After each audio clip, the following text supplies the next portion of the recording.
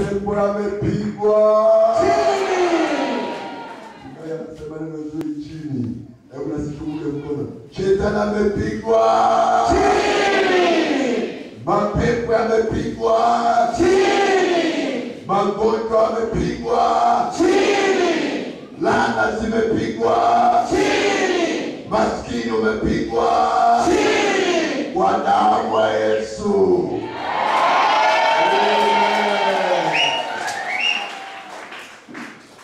Kabla tukaanza baba na wasalimie. Ana wengine jana wakuwepo, ndio na mke wangu. Kai.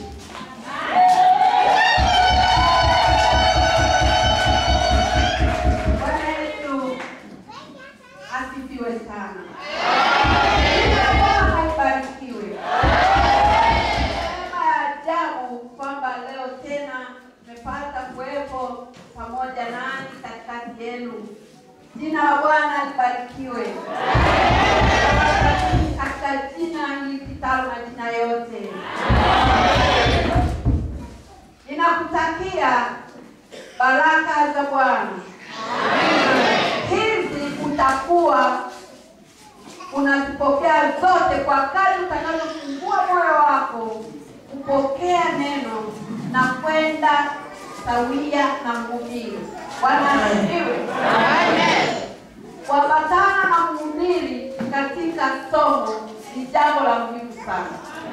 Wewe ulio mgonjwa utapokea uponyaji wako. Wewe na huzuni Bwana ataibadilisha na kukupa furaha. Amani ya kweli. Kupitia neno tunapokea uponyaji. Amen. Kupitia neno tunabarikiwa na kuinuliwa. Amen. Kupitia neno tunakuwa katika imani. Amen.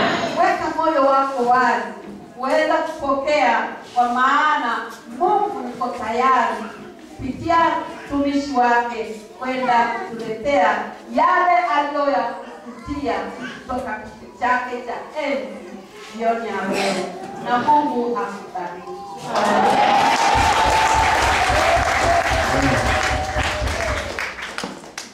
Amen. Tukae. Soma maandiko ya Hesabu sura 21. Laruane alikuwa. Biblia inasema Hesabu sura ya 21 mstari wa 4 na kuendelea. Wakasafiri kutoka mlima wa Hori kwa njia ya bahari ya Shamu ili kuizunguka nchi ya Edom. Watu wakafa moyo kwa sababu ya ile njia.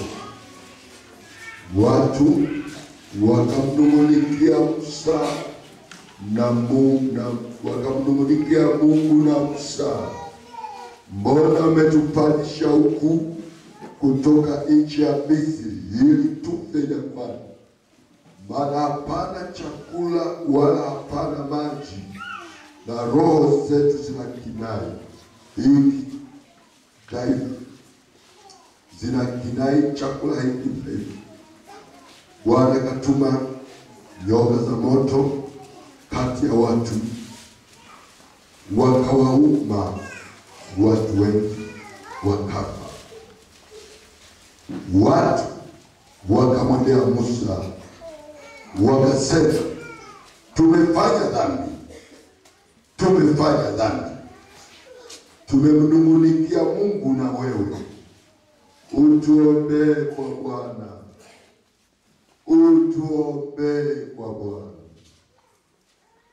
atuondolee hawa.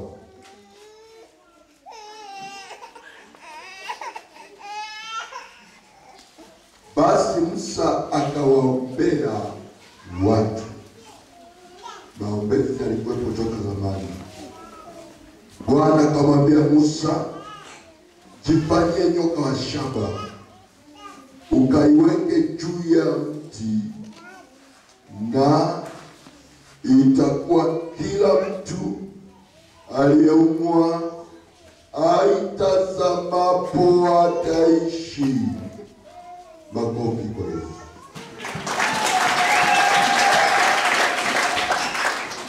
Musa akafanya nyoka ya shaba, akaiweka juu ya mti, hata ikiwa nyoka ameng'oa juu. Alipoitazama ile nyoka ya shaba, akaishi. Alipoitazama ile nyoka ya shaba, akaishi. Haleluya kanisa. Neno hilo linafanana na Yohana sura ya 3 na ule mstari wa 11. Yohana Mtakatifu sura 3 na ule mstari wa 14. Na kama vile Musa alivyomwinua yule nyoka jangwani, vivyo hivyo Mwana wa Adamu hana budi kuinuliwa, ili kila mtu amtazamaye na awe na uzima wa milele katika yeye. Haleluya. Nalipenda hili neno, ili kila mtu aaminie nawe na uzima wa milele katika yeye Yesu. Haleluya. Bado namshukuru Mungu aliyenileta mbele yako, bado si kwa nguvu wala kwa akili wala kwa uweza, bali kwa mipango na makusudi ya Mungu. Kuwepo mafini. Mungu abariki mchungaji aliyemkaribisha, na ambaye kwa kweli Mungu alisema naye kwa niwepo hapa. Jina la Bwana libarikiwe. Amen. Jina la Bwana litukuzwe. Amen. Mungu akubariki sana mchungaji na management yote ya kanisa. Bwana mliona bema niwepo hapa. Japo nilikaribishwa South Africa mwezi huu, lakini kaahirisha nije kwa ndugu zangu na wale ni wa mbali. Haleluya. Nimewapangia wakati mwingine. Mwaka jana nilikuwa huko mwezi Pasaka, na mwaka huu nipenda niwe kule. Amen. Amen. Lakini Mungu alipenda niwe hapa. Amen. Na wapenda katika jina la Yesu. Amen. Wangapi jana wakuwepo?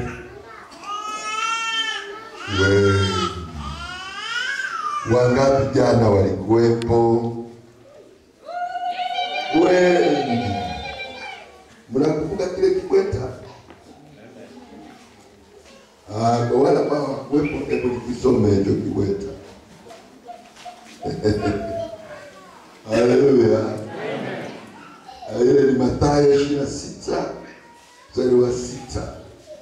Na Yesu alikuwapo Bethania katika nyumba ya Simoni mkoma, mwanamke mwenye kikweta cha marhamu ya thamani kubwa.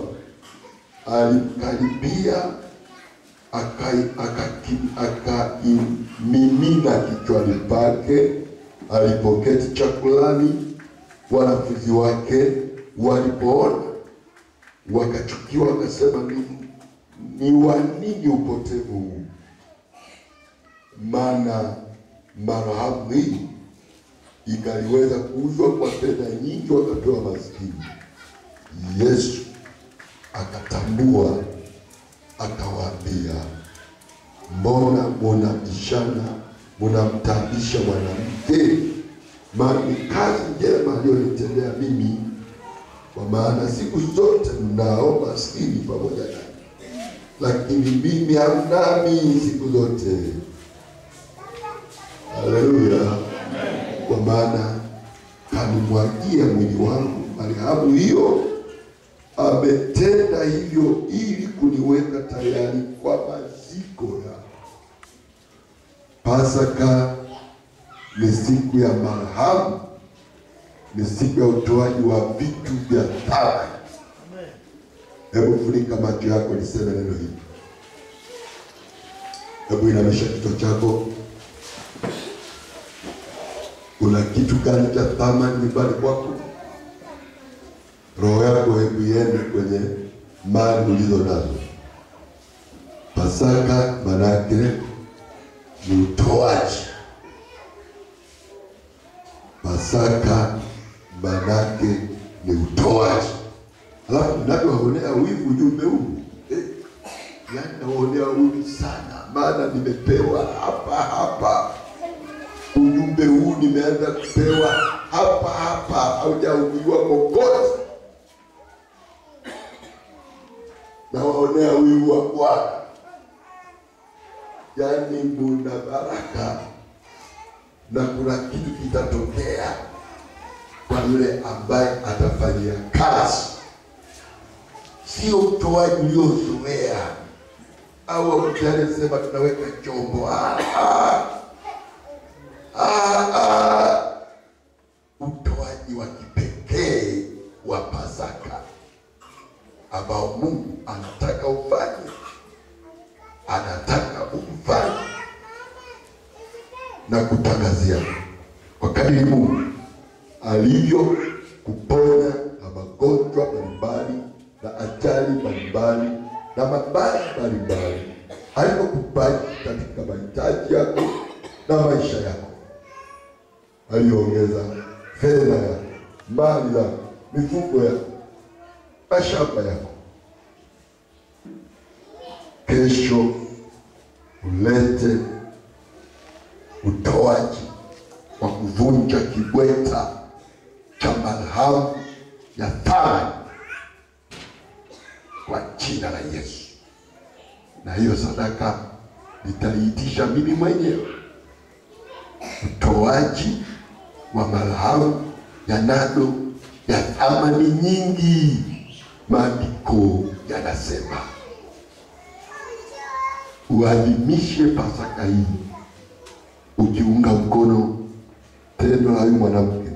Mathayo hakumpata jina lake, lakini Yohana alimpata jina lake, aliitwa Mariamu. Amani iwe kwako. Inua uso wako, inua uso wako, inua uso wako. Hebu mpige Yesu Kristo makofi. Alafu shika masikio. Shika mbele. Sema nakwambia, niambie mwenyewe. Je, umesikia neno hilo la madhabahuni? Ewe masikio yangu, je, umesikia? Basi mruhusu shetani akuibie. Utafanya maombi maalum kwa marhamu hiyo ya thamani ambayo utaileta kesho. Amen. Waliyemchoma pale msalabani ndiye jibu la shida zako. Simama kwa miguu yako. Waliyemchoma pale msalabani ndiye jibu la shida zako. Waliyempiga pale msalabani ndiye jibu la shida zako. Hakuna amen. Waliyemtemea mate pale msalabani ndiye jibu la haja zako. Waliyemvisha taji pale msalabani ndiye jibu la magonjwa yako. Ndiye jibu, ndiye jibu. Waliyemvisha taji ya miba pale msalabani ndiye jibu la ujana wako.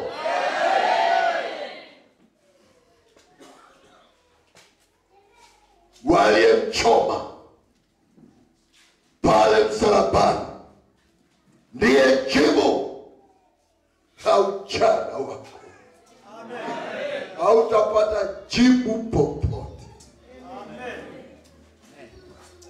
fanye matendo haya. Waliyemchoma, waliyemvisha taji ya mimba, waliyempiga, ndiye jibu la shida zangu.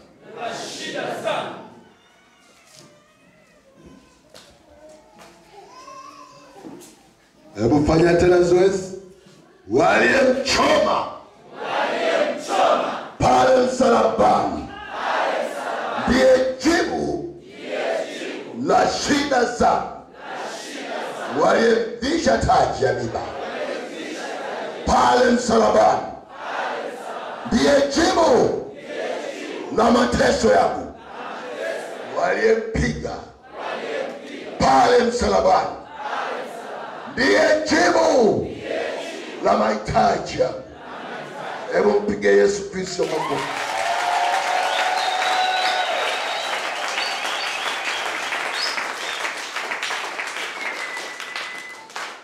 Unaweza kukaa.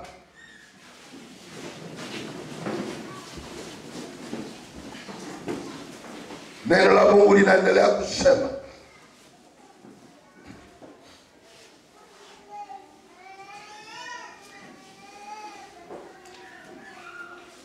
ni nani aliyesadiki habari tulioileta,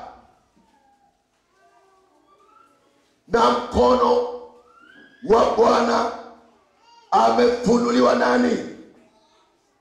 Maana alikuwa mbele zake kama mche mororo na kama mizizi katika nchi kavu. Yeye hana umbo hata tumtamani, wala hana uzuri hata tumpende na tumonapo. Haleluya, haleluya. Hana uzuri wa kuvutia hata tumtamani, lakini alidharauliwa na kukataliwa na watu. Alikataliwa na watu. Ukikataliwa umefuata nyayo za Yesu, maana naye alikataliwa. Na usiogope kukataliwa baada ya kuokoka. Alidharauliwa na kukataliwa na watu. Mtu wa huzuni nyingi, ajuaye sikitiko, na kama mtu ambaye watu humficha nyuso zao, alidharauliwa, wala hatukumhesabu kuwa ni kitu. Ni wakati gani Yesu watu walificha nyuso, hawaoni anapendeza kumtazama? Hakika ameachukua masikitiko yetu. Amejitwika huzuni zetu. Lakini tulimdhania ya kuwa amepigwa. Jawabu, amepigwa na Mungu na kuteswa. Bali alijeruhiwa kwa makosa yetu, alichumbuliwa kwa maovu yetu, na adhabu ya amani yake, na adhabu ya amani yetu ilikuwa juu yake. Na kwa kupigwa kwake sisi tumepona. Na kwa kupigwa kwake Yesu wewe umepona. Na kwa kupigwa kwake Yesu umzima.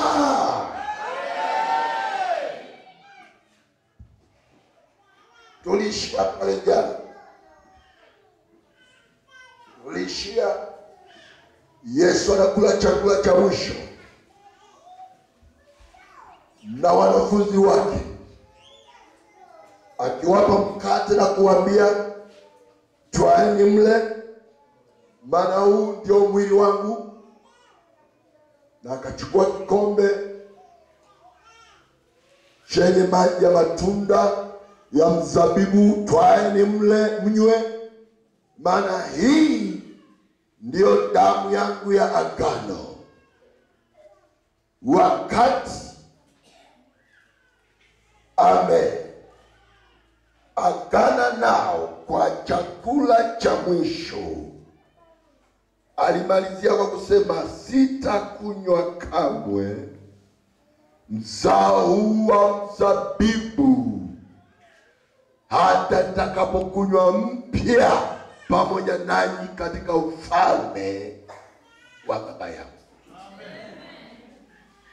Nami niko hapa kutangazia, twende kwenye sherehe. Twende kwenye sherehe.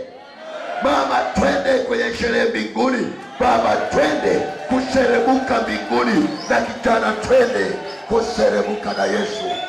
Haleluya. Tutaruka kama ndama. Tutacheza na malaika. Haleluya. Kwa sasa tunalialia, lakini tutacheka. Kwa majaribu tulionayo tunalialia, lakini furaha ya milele inatungojea. Kicheko cha milele kinatungojea. Wenye dhambi wanapolewa wanadhani wanacheka, wanadhani wana furaha, lakini kilio cha jehanamu na kusaga meno kinawangojea. Haleluya. Haleluya. Yesu atakapotunyakua, cha kwanza, haleluya, tutavikwa taji. Cha pili, tutakula pamoja naye. Mahamba na soda za mbinguni na kwaya zile za mbinguni na malaika wataimba kutuona sisi tumenyakuliwa kutoka kwenye dunia mbovu. Jina la Bwana libarikiwe. Tutaimba wimbo wa Musa na wimbo wa mwana kondoo. Sijui watunzi wa nyimbo mmeshaugundua huo wimbo? Huo wimbo wa mwana kondoo, na kuna wimbo wa Musa, wateule ambao tutahamishwa hapa duniani, tutakaoimba baada ya Yesu kula karamu ya mwisho pamoja nao. Akaondoka na wanafunzi wake mpaka kwenye bustani ya Gethsemane. Katika ile bustani ya Gethsemane, Biblia inasema akajitenga mtupo wa jiwe na wanafunzi wake. Akaenda mahali pale, akaanguka kifudifudi. Kuanguka kifudifudi ni kunyosha mikono juu na kusimamia vidole gumba na kujiangukia tumbo kama gogo. Akaomba maombi makali. Akasema, Baba, kikombe hiki naomba kiniepuke, wala si mimi nitakavyo, bali kama wewe Mungu utakavyo. Yesu alitoa maelekezo ya maombi sahihi. Mama, sikia uliye mwombaji. Baba, sikia uliye mwombaji. Mungu halazimishwi. Mungu halazimishwi. Haleluya. Halazimishwi na maombi yako. Uende mbele zake kwa unyenyekevu, ukisaka mapenzi ya Mungu. Alichoomba Yesu kwenye ile bustani ya Gethsemane hakumlazimisha Mungu. Siri nyingine, alipambana na jaribu la kuuawa kwa maombi.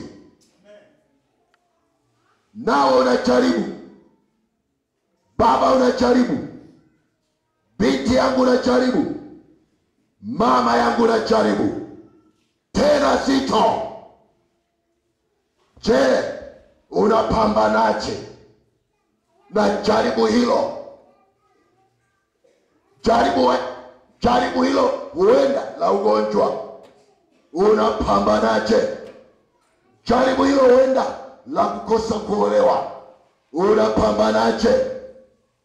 Jaribu hilo huenda kijana la kukosa ajira, unapambanaje? Jaribu hilo huenda la ndoa, matatizo ya ndoa yaishi, unapambanaje? Yesu anaweka njia jioni ya leo. Pambana na kila jaribu lako kwa maombi, fusto. Kwa kuomba na kufunga, fusto.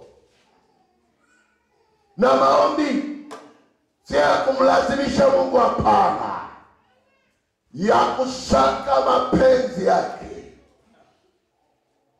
Wakati nikiwa kwenye lile pori la Mikumi, gari imetuzimikia, niliomba, je, Mungu, ni mapenzi yako niliwe na wanyama? Umenitoa Dar es Salaam nije niliwe na nyati, niuawe na tembo, niliwe na simba? Mimi na mke wangu, kama ni mapenzi yako sema, na unipe ujasiri huo sasa wa kuliwa na wanyama. Haleluya! Hebu mpige Yesu Kristo makofi. Nimepambana majaribu kama hayo mengi tu, tena sio nchi hii, nchi za nje. Nimeona msaada Bwana ukishuka. Bwana we msaada wako. Mama, Bwana we msaada wako. Biblia inasema, je, nitaitazama milima, msaada wangu je utatoka kwenye hiyo milima? Hapana, msaada wangu katika Bwana aliyezifanya mbingu na nchi na bahari. Andiko lingine nasema, amelaaniwa amtumainiaye mwanadamu, na moyoni mwake amemwacha Bwana. Hebu itoe hiyo laana ya kumtumaini mwanadamu. Mwanadamu hana msaada kwako. Nasema mwanadamu hana msaada kwako. Kama wako wanadamu wako msaada kwako, si kwa akili zao, wamelazimishwa na Mungu wako. Haleluya!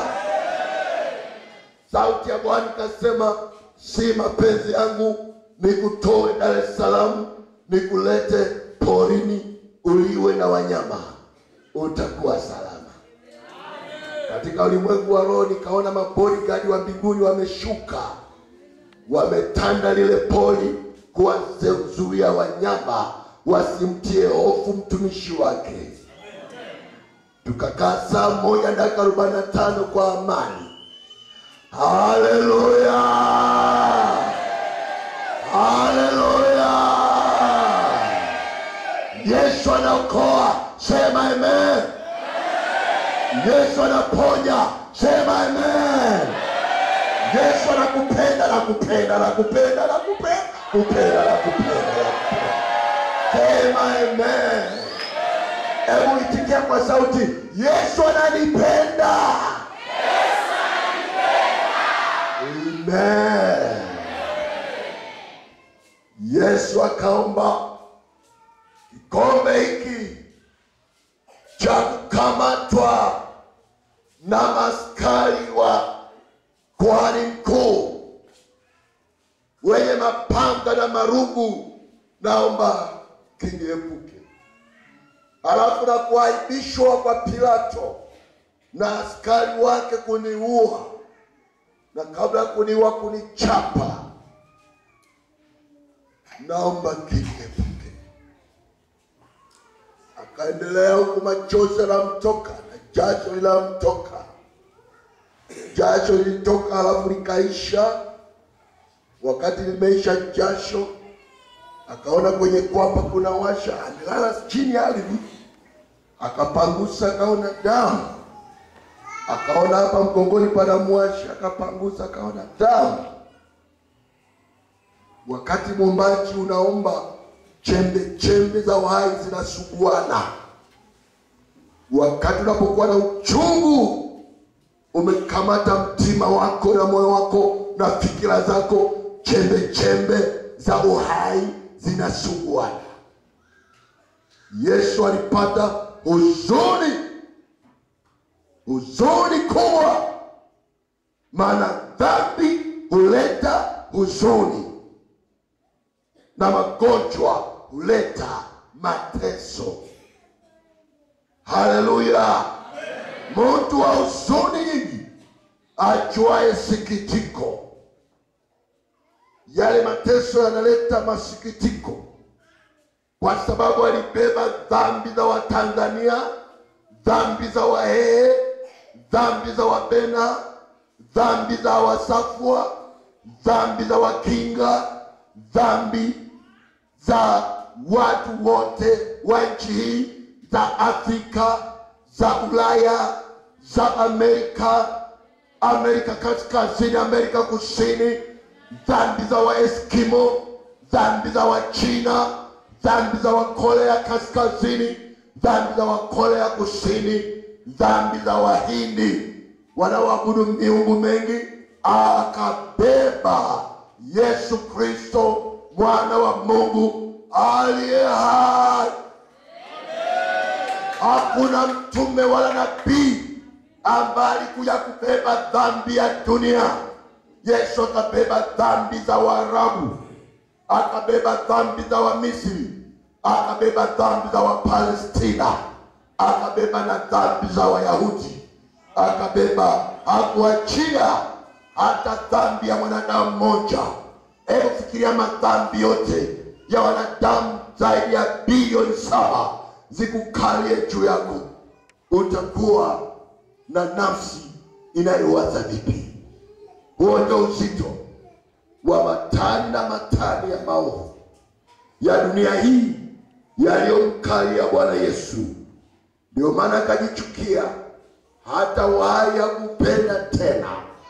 Hata ungesema nina keki, angesema ondoka na keki yako. Nina kiti moto nimekaanga, angesema toka hapa na kiti moto yako. Nina pilau nimepika.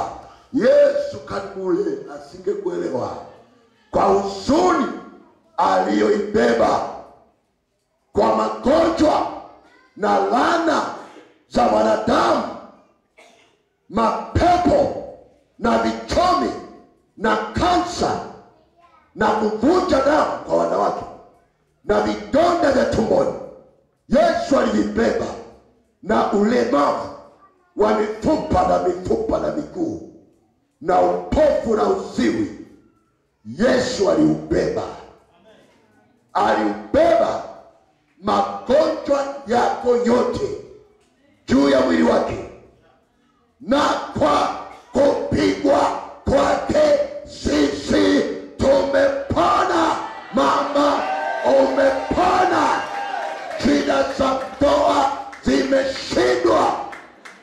Ufunguo wa shida zako anao Yesu Kristo. Yesu aliomba, si kama mimi nitakavyo, bali kama wewe Bwana utakavyo.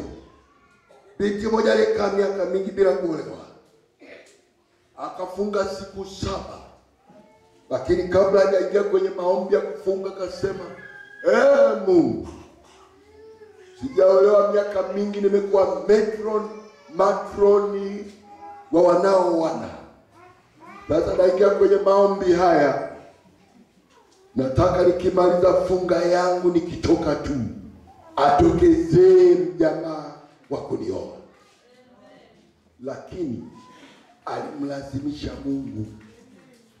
Akamalizia, kama sipotokezea nitatafuta mwenyewe. Binti ameokoka, mwanakwaya safi, ana huduma nzuri kanisani, jaribu la kuolewa limemlemea. Waliyemchoma pale msalabani, binti yangu ambao unahitaji mume, ndiye jibu la maisha yako. Atakuletea kijana mtanashati atokaye msalabani.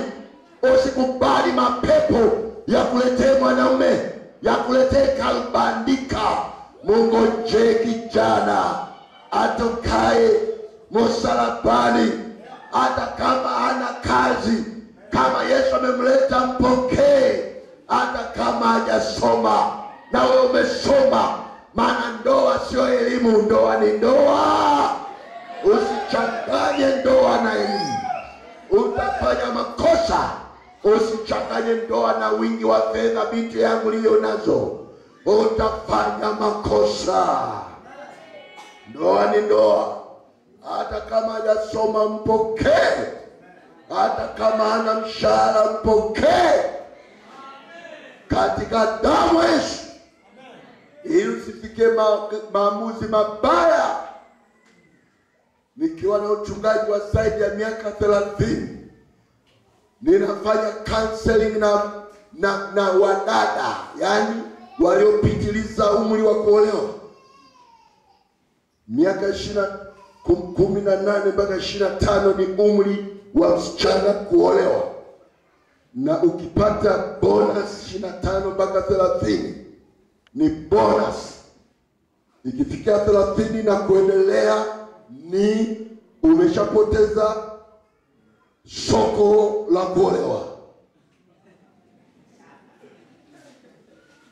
Wanaume wakataa katika umri wa miaka 25 na 30, 18 mpaka 30. Utawatamani ukiwa na miaka 35 na kuendelea, hutawapata. Hata yule asiye na kazi hutampata.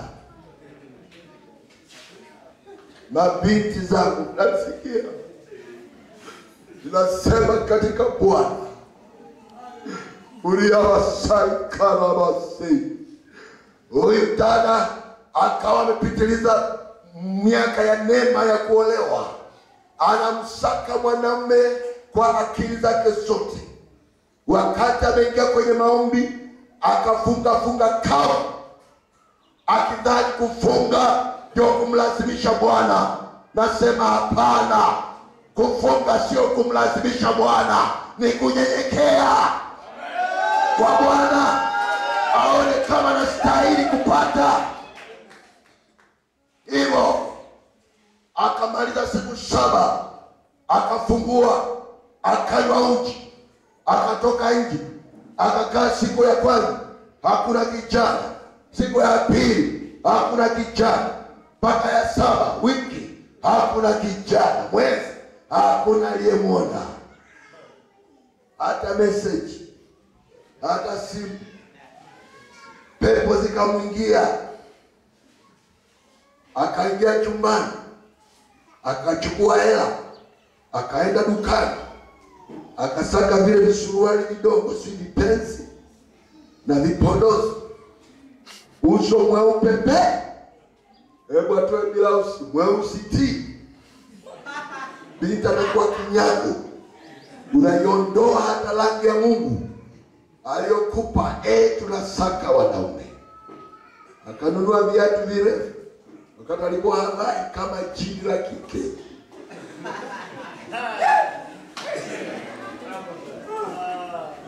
Haleluya!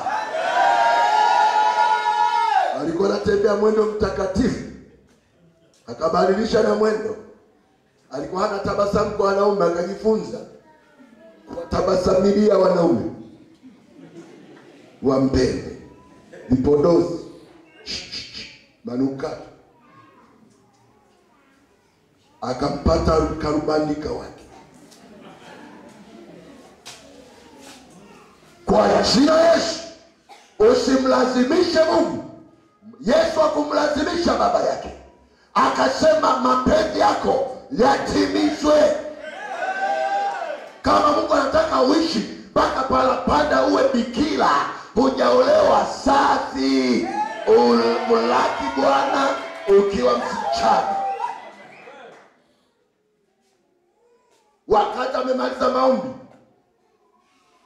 akaona mwanga unakuja mienge kwenye ile bustani. Kwani mkuu ametuma askari wenye mapanga na marungu na mienge, wanamsaka Yesu, si awaokoe, wanamsaka Yesu wamuue. Usiwe umekuja hapa kumsaka Yesu ili umuue. Wewe unayenitazama, usiwe uko hapa unamsaka Yesu ili umuue Yesu. Herode alishindwa. Haleluya, haleluya. Na wewe utashindwa kumuua Yesu asiokoe, kumuua Yesu asiponye, kumuua Yesu asibariki wateule. Ataendelea kuokoa, ataendelea kubariki, ataendelea kuponya wagonjwa. Yesu alokeki. Haleluya, haleluya.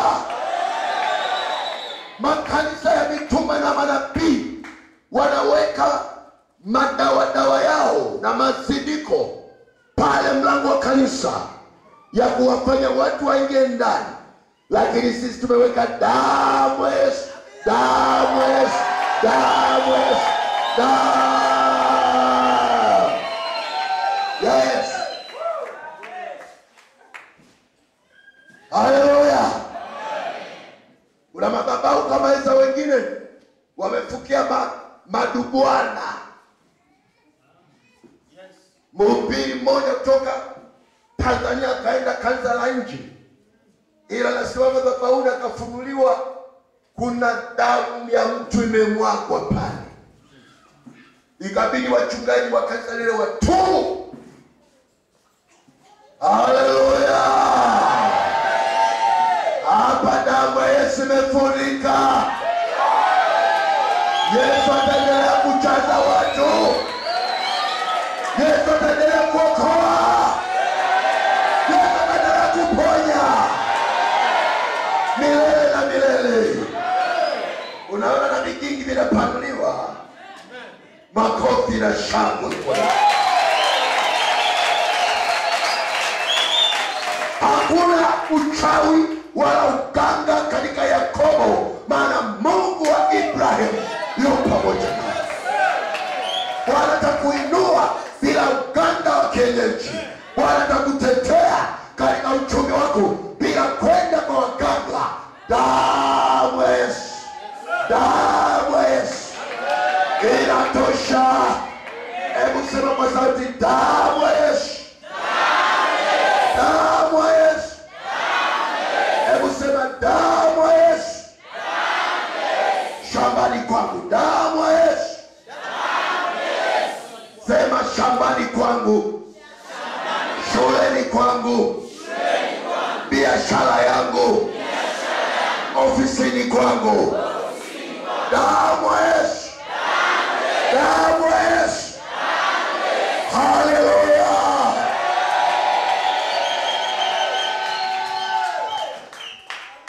Wanafunzi wa Yesu walipoona mwokozi wao, mwalimu wao, bwana wao wanakuja majahili ya kumkamata. Petro alikuwa mtu wa misuli, alizoea kuvuta nyavu baharini na kushika makasia. Kwa hiyo mkono alijaa misuli, bouncer. Akashika upanga kupambana nao. Na Petro alikuwa na uwezo wa kuwaua wote wale, maana alikuwa wanafunzi wake. Maana Petro alikuwa mtu akijiweni. Haleluya. Hata watu wa vijiweni Yesu anaokoa. Haleluya. Hata macheza karate Yesu anaokoa. Haleluya. Hata majambazi Yesu anaokoa. Petro alikuwa mtu hovyo hovyo. Si alikuwa kitu la kuchezewa kirahisi. Akamwambia yeye, Yesu tulia, mimi nitapambana nao. Haleluya. Amen. Bwana alishamwambia Yesu hafi mtu hapa. Amen. Haleluya. Kumbe alikuwa anatumia nini? Akili. Pigania Yesu kwa akili zako. Haleluya. Maana si kwa nguvu wala kwa uweza, bali kwa Roho yangu, asema Bwana. Jaa Roho Mtakatifu, jaa uweza, jaa mamlaka yake mbingu, utafanya kazi ya Mungu kiulaini. Akakamata upanga, akamwahi askari moja, akatoa sikio lake pale. Kazi ya kwanza ikawa imeanza. Askari wengine waoga wakakimbia. Petro pio. Haleluya. Yesu akamtuliza Petro.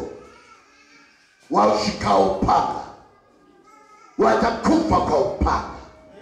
Au jui Petro, nina uwezo wa kuagiza malaika, majeshi 12 ya malaika kuja kunitetea. Haya yametokea ili neno la unabii litimie. Nimekuja kuwafia, nimekuja kuwakomboa, nimekuja kubeba tabu zenu. Nisipoenda msalabani, nani ataenda? Hakuna mtume wala nabii aliyetabiri baada hapo akafa kwa ajili ya taifa. Ni Yesu tu peke yake aliyetufia. Ni Yesu tu peke yake aliyekufia. Waliyemchoma pale msalabani ndiye jibu lako, ndiye jibu la shida lako, ndiye jibu la magonjwa yako, ndiye jibu la kansa, ndiye jibu la wachawi wanakuloga, ndiye jibu la biashara zako, ndiye jibu. Waliyemchoma ndiye jibu. Petro akaishiwa nguvu, ikabidi atafuta usalama wake, maana wale watarudi kurudisha kulipiza kisasi. Wanafunzi wengine wakakimbia mbio kwenye manyasi, ungesikia na Petro na wote wakakimbia, wakamwacha Yesu peke yake. Na ndipo majahili wakamkamata, wakamvua nguo, wakaanza kumchapa, wengine mateke, wengine ngumi, wenye mkuki. Haya, twende, jambazi na mwongo we, eti mwokozi wa ulimwengu, eti mtoto wa Mungu. Askari wana maneno jeuri ya kukejeli. Walimkejeli Yesu. Yesu tayari ameanza kupata maumivu na mateso na kipigo. Wakamchukua mpaka kwa kuhani mkuu. Kuhani mkuu anamwona adui yake, mnyang'anyi wa washirika wake, ana uchungu. Kuhani mkuu kuona dhehebu lake linafilisika. Mpaka nikashangaa, Papa wa Roma analalamika, Wakristo wa Kiroma wanapungua. Wanaenda wapi? Kuokoka.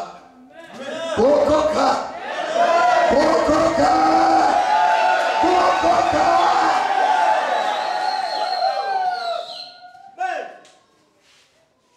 Kwa hiyo huyo aliyebadili Francis wa kwanza anasema lazima tubadilishe mwelekeo. Injili itahubiriwa hata na Waroma sasa.